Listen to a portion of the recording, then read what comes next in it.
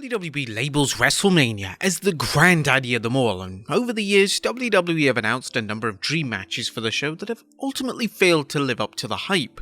While some matches, such as Kurt Angle vs Shawn Michaels, exceeded everyone's already high expectations, some matches ended up being rather underwhelming and left fans disappointed. Join us now as Wrestlelamia looks at 10 WrestleMania matches that extremely underdelivered. Be sure to subscribe and hit that notification bell for daily wrestling videos, and follow us on Facebook for exclusive lists. Also check out our new channel, Wrestlelamia Shorts.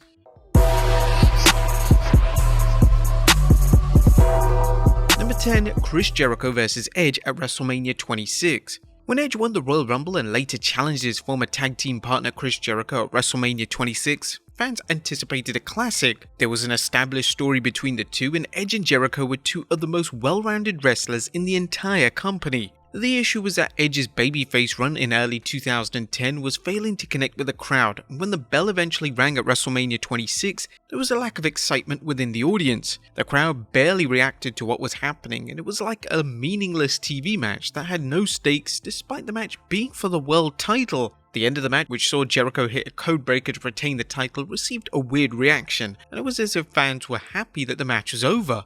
It wasn't the finest outing of the two WWE legends, to say the very least. Number 9. Goldberg vs Brock Lesnar at WrestleMania 20. Upon the announcement that Goldberg would be colliding with Brock Lesnar at WrestleMania 20, the buzz within the WWE fandom was apparent. Fans expected a full-on war between the two, and then when Stone Cold Steve Austin was announced as the guest referee, it became one of, if not the biggest matches on the already stacked WrestleMania card. During the weekend of WrestleMania, it leaked online that both Goldberg and Lesnar would be departing WWE following the match, and with the event happening in Madison Square Garden, the fans suddenly had no desire to see the two wrestlers who were turning their backs on the fans. The match greatly suffered as a result, as fans heckled both men throughout the match, and the match mostly featured ongoing stalling. The crowd was more interested in Austin, and when Austin ended up hitting a stunner on both men after the match, it was without question the highlight of the entire debacle. Number 8. Triple H vs Randy Orton at WrestleMania 25. The build towards the WWE title showdown between Triple H and Randy Orton at WrestleMania 25 was exceptional. Orton had targeted the McMahon family, and Stephanie McMahon had managed to fall victim to Orton's heinous actions. This led to Triple H seeking revenge on Orton for attacking his wife, and what followed was some of the best TV that WWE has ever delivered. Fans wanted a chaotic brawl at WrestleMania with twists and turns, but they got the complete opposite.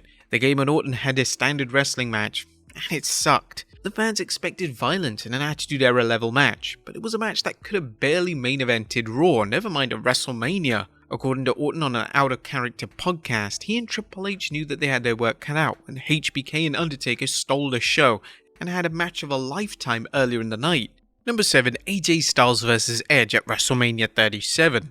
One of the names that fans wanted to see Edge wrestle when he came out of retirement in 2020 was AJ Styles. Edge vs AJ was a certified dream match, and at WrestleMania 37, fans finally got their wish. Fans firmly believed that this match would be an all-time classic, but in reality, it wasn't even the best match on the show. The in-ring action was passable, but the match suffered from a lack of chemistry, and the two failed to click like fans wanted them to. The match would end when Damian Priest turned heel and assisted Edge, and this match finish left fans disappointed. It wasn't just this match though that underdelivered, as their Backlash match a month later also suffered from similar issues, and a lot of fans cite this feud as one of the biggest letdowns of the modern era. Number 6. Daniel Bryan vs Sheamus at WrestleMania 28. WrestleMania 28 had a stacked card, but one match that fans were rooting for to steal the show was Bryan vs Sheamus for the world title. The two talented performers had spoken in interviews about how much the match meant after the year prior, when their dark match turned into a battle royal, and this was ultimately won by the great Khali. Now a year later, the two were adamant on stealing the show. Unfortunately, the match would just last 18 seconds, as Sheamus would perform a brogue kick to win the match and win the title. Fans wanted an extended match, but this was a massive spit in the face to everyone involved. The idea was that this match finish would make Sheamus incredibly popular, but it did the complete opposite, and fans began to root for Bryan, as it was obvious that he was being overlooked by WWE. Number 5. Bret Hart vs Vince McMahon.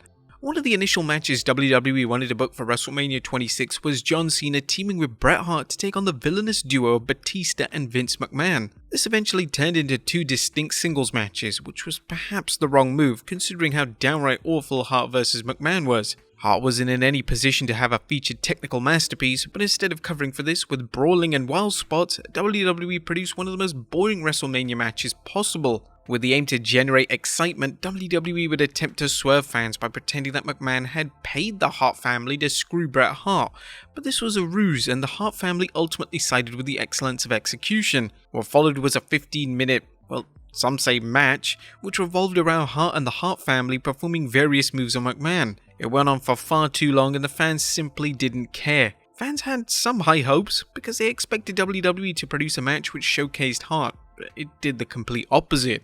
Number 4, Triple H vs Booker T at WrestleMania 19. Due to the infamous build of the Triple H vs Booker T WrestleMania 19 match, it seemed like a certainty that Booker was going to conquer the game and win the world title. Unfortunately, whilst the match quality was passable, the game won, rendering the match as one of the biggest letdowns in WrestleMania history. Even worse was that following hitting their pedigree in the final moments of the match, the game waited for what seemed like a lifetime to make the cover. This left a negative mark on what is widely regarded as an incredibly strong show. Number 3, AJ Styles vs Shinsuke Nakamura at WrestleMania 34. The Wrestle Kingdom 10 match between Styles and Nakamura is an all-time classic, so when the match was set to take place in WWE at WrestleMania 34, fans expected greatness. The match would also be for the titles, so there were genuine stakes to the match outside of it being a standard 1v1 dream match. The match was a huge letdown though, and it just failed to match the quality of the Wrestle Kingdom match. It was a massive shame as fans wanted a classic, but it wasn't even the best match on the show. According to AJ, fans were disappointed in the match because of their expectations and desires being set far too high. But fans don't buy this excuse, and a number of years later, fans firmly believe that the match failed to deliver. Number 2, Dean Ambrose vs Brock Lesnar at WrestleMania 32. When WWE revealed that a no-holds-barred street fight between Lesnar and Dean Ambrose would take place at WrestleMania 32, fan excitement was at an all-time high. Lesnar notoriously works well with smaller wrestlers, and Ambrose would be up for doing anything and everything to make the match memorable. Sadly, Lesnar and Ambrose didn't meet eye to eye. This meant that Lesnar was against the majority of his ideas for the match, and the match fell flat as a result.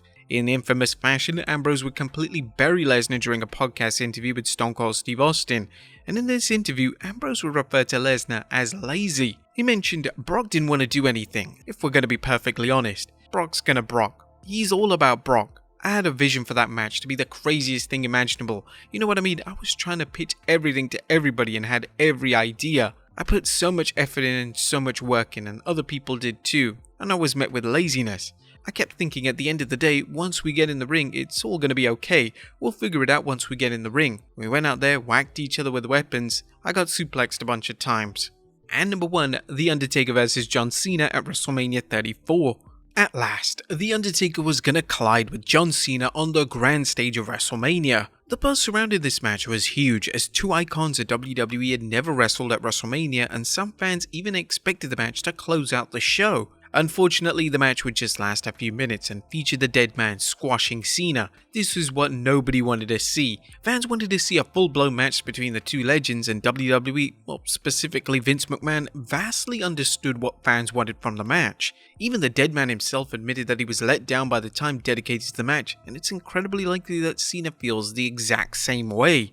But there you have it, folks, 10 WrestleMania matches that extremely underdelivered. Be sure to leave your comments down below, and I'll see you next time with some more wrestling content.